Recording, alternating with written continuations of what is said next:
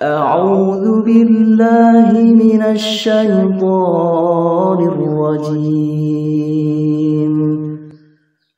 بسم الله الرحمن الرحيم Assalamualaikum warahmatullahi wabarakatuh. A'udzu billahi minasyaitonir rajim. Bismillahirrahmanirrahim. Alhamdulillahi rabbil alamin. Wa bihi nasta'inu ala umuri dunya waddin. Wassalatu wassalamu ala sayyidina Muhammadin wa ala alihi wa sahbihi ajma'in. Amma ba'd. Saudaraku rahimakumullah, saat kita bepergian, kita diberi rukhsah atau keringanan untuk menjamak sholat dan mengqashar sholat. Akan tetapi sebenarnya yang terbaik dan yang paling utama adalah meninggalkan sholat jamak dan melakukan sholat qashar. Apa alasannya? Dan bagaimana caranya? Simak penjelasannya sebagaimana berikut. Semoga bisa memberi manfaat untuk kita semuanya. Amin ya rabbal alamin. Seperti telah diketahui bahwa ada dua rukhsah atau dua keringanan yang diberikan saat kita bepergian atau mengadakan perjalanan jauh, yakni yang pertama menjamak sholat atau mengumpulkan dua sholat, dan yang kedua mengqashar sholat atau meringkas sholat. 1. Menjamak sholat. Untuk rukhsah yang pertama ini, yakni menjamak sholat, maka yang terbaik dan yang paling utama adalah meninggalkannya. Meski jika dilakukan, maka tetap boleh dan sah sholatnya. Apa alasannya? Pertama, supaya tidak mengosongkan setiap waktu dari pelaksanaan sholat wajib. Sebab dengan menjamak atau mengumpulkan dua sholat, otomatis ada satu waktu sholat yang kosong atau tidak terisi oleh sholat. Misalnya kita menjamak sholat zuhur dan asar dengan jamak takdim, maka otomatis waktu asar nanti akan kosong dari pelaksanaan sholat. Sebab sholat asar sudah kita kerjakan di waktu zuhur. Inilah yang menjadi alasan sebaiknya sholat jamak ditinggalkan. Imam Mutawalli berkata, meninggalkan jamak adalah yang paling utama. Sebab di dalam sholat jamak ada pengosongan waktu ibadah dengan ibadah. Kedua, agar keluar dari perselisihan ulama yang tidak membolehkan sholat jamak di perjalanan, seperti Imam Abu Hanifah. Sulaiman Al-Bujairami dalam Tuhfatul Habib menjelaskan, meninggalkan jamak adalah yang lebih utama, agar keluar dari perselisihan orang yang mencegahnya saat bepergian, yakni Imam Abu Hanifah. Kesimpulannya, mayoritas ulama telah sepakat kalau meninggalkan sholat jamak adalah yang paling utama, kecuali menjamak sholat di Arafah dan Muzdalifah bagi orang yang pergi haji. Syekh Abdurrahman Al-Jaziri dalam Al-Fiqh ala Madhahibil Arba'ah menyebutkan, yang paling utama adalah meninggalkan jamak, sebab ia diperselisihkan kebolehannya dalam beberapa madhab. Akan tetapi disunnahkan menjamak jika orang yang berhaji bepergian dan ia ada di Arafah atau Muzdalifah, sebab madhab-madhab telah bersepakat dibolehkannya menjamak pada keduanya. Imam Nawawi dalam Al-Majmu' menyebutkan, Imam Ghazali dalam Al-Basit, Imam Mutawalli dalam At-Tatimah, dan selainnya mengatakan, yang paling utama adalah meninggalkan jamak antara dua sholat dan mengerjakan tiap sholat pada waktunya. Imam Ghazali berkata, tidak ada perselisihan bahwa meninggalkan jamak adalah yang paling utama.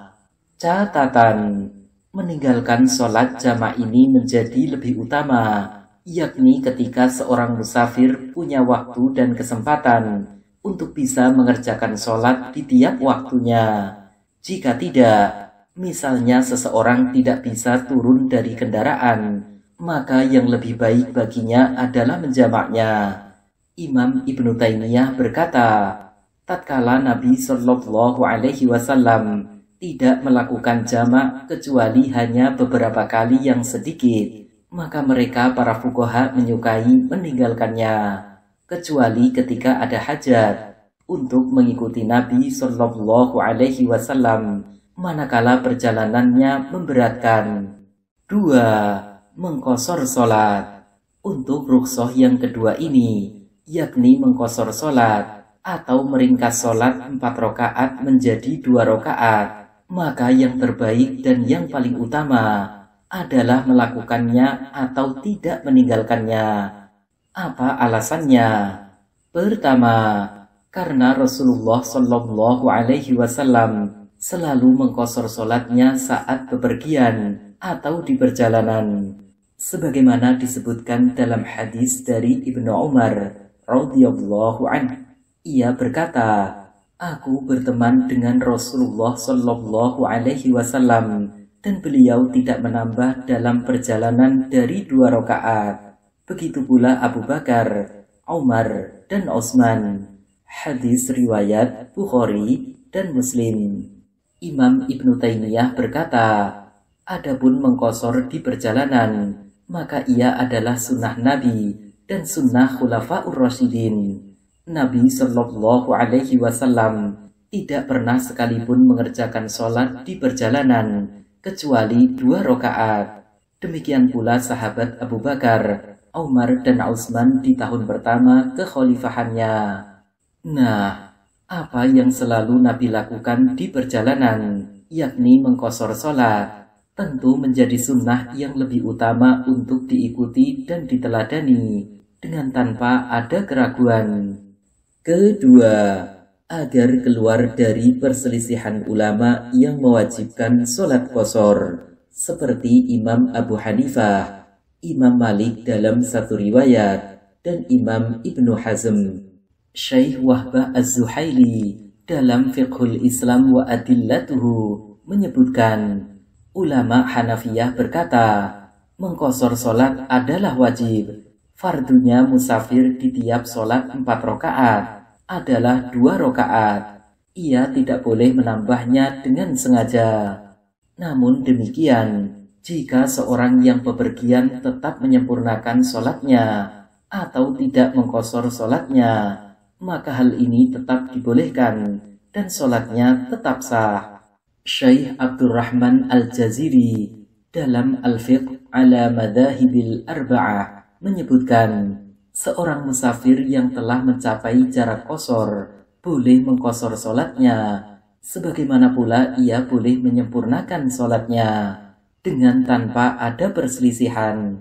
Catatan, jika seorang musafir dihadapkan pada pilihan antara mengqashar sholatnya dengan sendiri atau menyempurnakan sholatnya dengan berjamaah, maka pilihan yang terbaik dan yang paling utama adalah menyempurnakan sholatnya bersama jamaah, sebab menjaga dari yang telah jelas disepakati keutamaannya, yakni sholat jamaah, lebih utama dari menjaga yang masih diperselisihkan keutamaannya, yakni mengqashar sholat. Sulaiman Al-Bujairami dalam hasyiyahnya menjelaskan, mengqashar sholat di situ menjadi lebih utama jika seorang tidak takut terlewatkan sholat jamaah.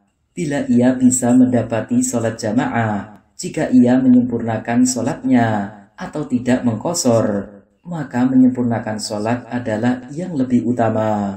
Sebab tempat menjaga khilaf adalah jika tidak berlawanan dengan sunnah yang jelas. Tambahan, untuk sholat Jumat bagi musafir, ia boleh menggantinya dengan sholat zuhur yang diqashar, sebab sholat Jumat tidak wajib baginya. Ibnu Hubairah dalam Ikhtilaful Ulama berkata, mereka para ulama telah bersepakat bahwa sholat Jumat tidak wajib bagi anak kecil, hamba sahaya, musafir, dan perempuan. Namun jika ia tetap mengerjakan sholat Jumat, maka tetap boleh dan sah Jumatnya.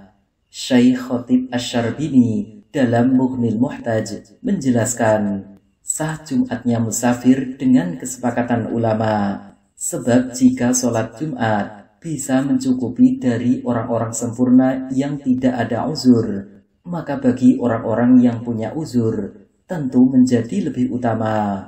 Mana yang lebih utama?